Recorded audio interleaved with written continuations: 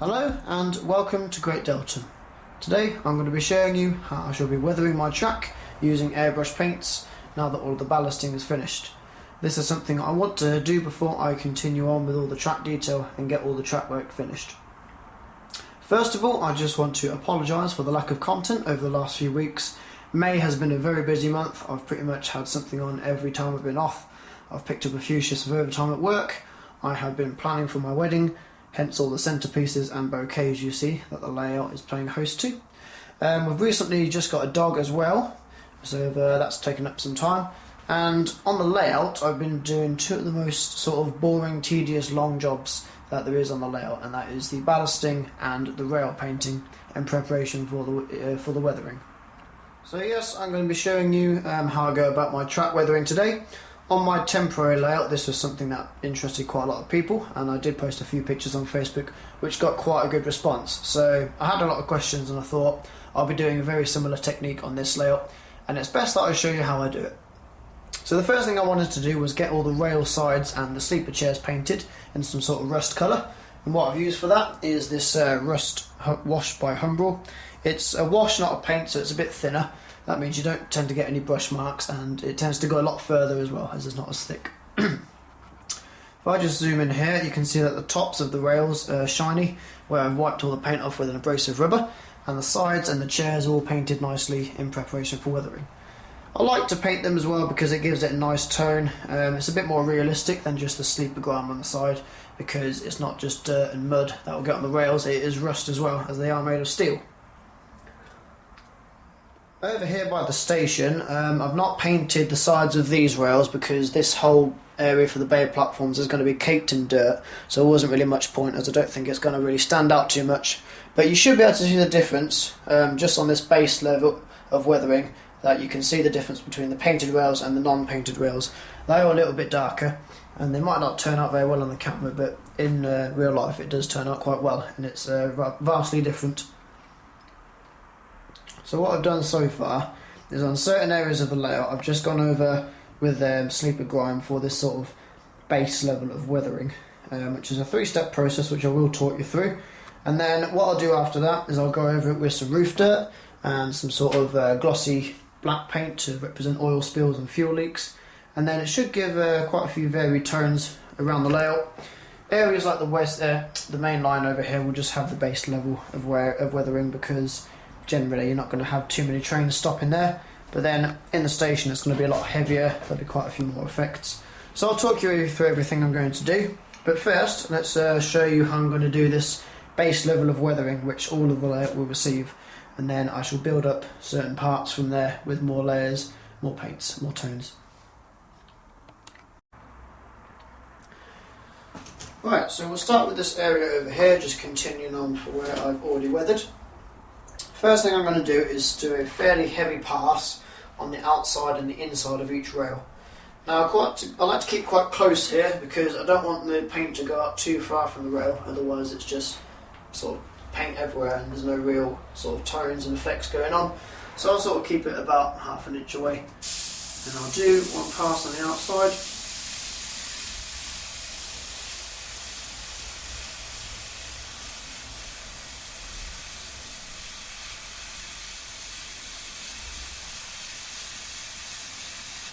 I sort of want it so the paint is just coming over the edge of the sleeper, and then on the inside I'll go a bit closer to sort of stop the entire sleeper getting covered in paint.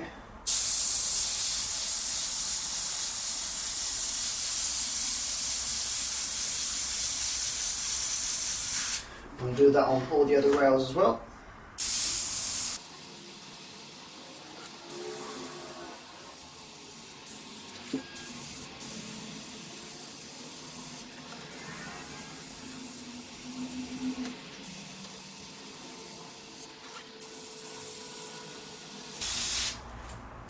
I want to keep the angle of the airbrush pretty direct and sort of parallel to the track, or perpendicular.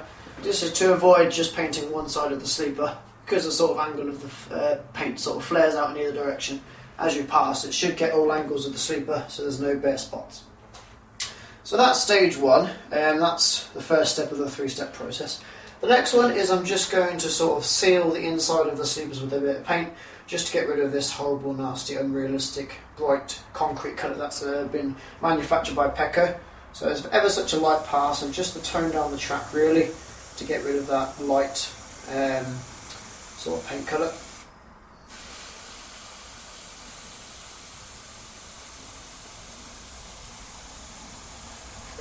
So that's step 2, and then the last part of this process is I'm just going to go over all of the ballast with a very light tone. That should darken down these accented bits. Same with the middle, and then it will just tone down the colour of this ballast. You'll never find completely new ballast on an old railway. I haven't really sort of thought about when this is set. It's just going to have a bit of weathering to know it's had good service life out of it. So I'm just going to pull back the trigger ever so slightly. Sort of need a good eye for this. You can easily do it too much. It's just ever such a slight tinge to the ballast, just to brown it up a bit.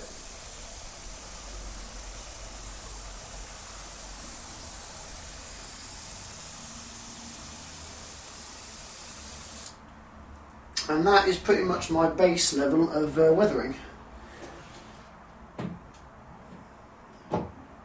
So what I'll do now is I'll go ahead and do the rest of the layout with this base level of weathering, and then we can move on to go onto some roof dirt and some darker tones for the station areas, and just have a few effects here and there, just so it's not so linear and uniform all the way around.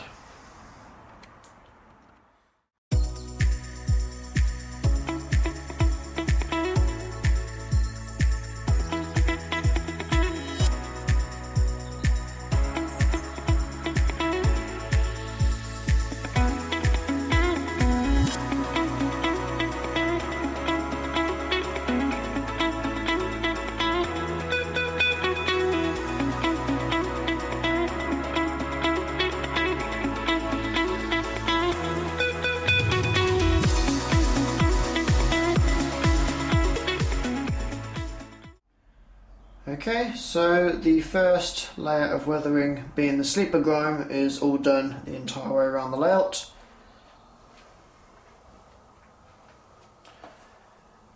As you can see, I've gone for a slightly lighter weathering on the outer 2 tracks. This is because they are the fast lines. They would see a lot less freight traffic, a lot less diesels, and genuinely fewer and shorter trains in terms of comparison to freight. So I think they'll just be a little less dirtied up. What I've done is I've done the sides of the rails with the sleeper grime, but what I haven't done is down the middle, and I've not toned the entire ballast down. I'm quite happy with the effect that it has created, so I probably won't do a great deal more to that. I'll just focus on the inner 2 tracks for now, which will be the roof dirt paint, and then we will get on to some black sort of gloss or wash colours to represent oil and so on. So that's what we'll do now, just to let you know this is the first stage of the weathering completed. Okay, so the next colour I'm going to be using is this roof dirt, which is also by Rail Match.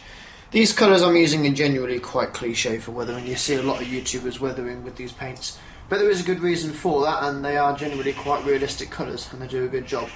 So what we'll be doing is just giving a general pass over of the middle of the tracks. They'll be quite heavy, especially on the inside tracks.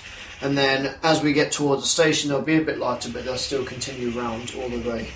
In the station area, it's going to be pretty heavy. There'll be a lot on the side of the rails and side of the ballast as well, to sort of represent where diesels will stop. There'll be a lot more traffic in this area, so that'll be a lot heavier. So that will just get started with this now. Just going to give a general pass over. It's going to be quite a heavy layer in the middle of the tracks.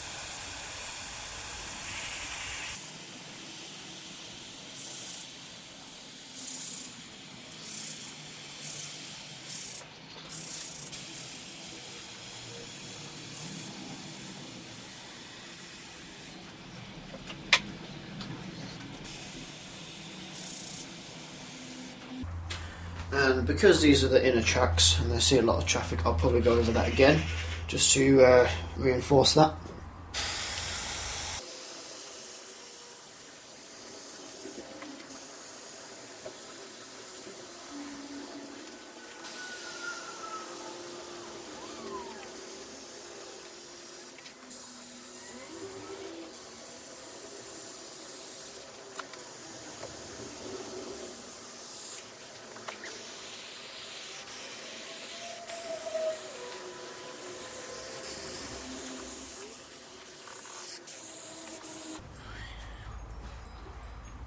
So that is our first general passing. It's made quite a good effect. We've got nice dark colours in the middle of the tracks now, where you would see a lot of diesel, coolant, oil and so on.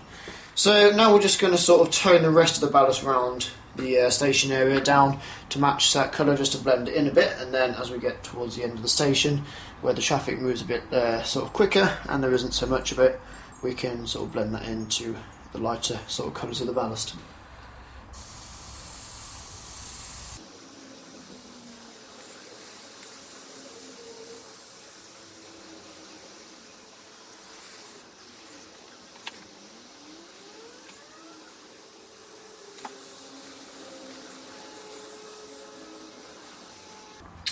And there we have it. So that's the roof dirt paint. I'll get the rest of the layout done.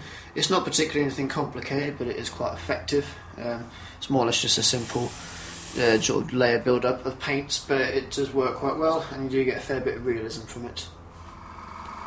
Just for a quick reference, the equipment I'm using, this is a air compressor I got from eBay. It's about £70. It came damaged, but it came all the way from across the seas in Europe, so I didn't bother sending it back. I just repaired it myself with a bit of flexi hose. And then I got a Iwata Neo airbrush as recommended by Dean Park in Scotland. It's quite a good airbrush because you've obviously got the dual action. You can sort of dictate how much paint comes out the airbrush, and then we've just got a long hose on that. I tend to airbrush at about 22 to 25 psi. I like it fairly powerful. And then I always use enamel paints when I'm weathering the track. They just seem to stay on a bit better than the acrylics.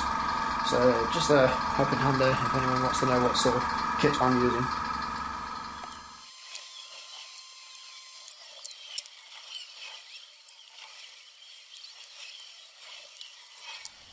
I managed to get the station area done, but I've run out of roof dirt paint to complete this side of the layout, so I'll have to leave that for now. However, I can finish this station area with one last paint, and that is a sort of gloss black. I'm just using a humble one, and what that's going to represent is all of the fuel and oil, coolant and all the other stuff that falls out of diesel onto the tracks, just sort of sitting between the sleepers. So it's pretty much going to be a simple pass in between the rails, all the way on each rail throughout the station area, and that will fade out as it gets towards the station throat. And that would just give it that nice extra tone, and we can sort of complete that there then.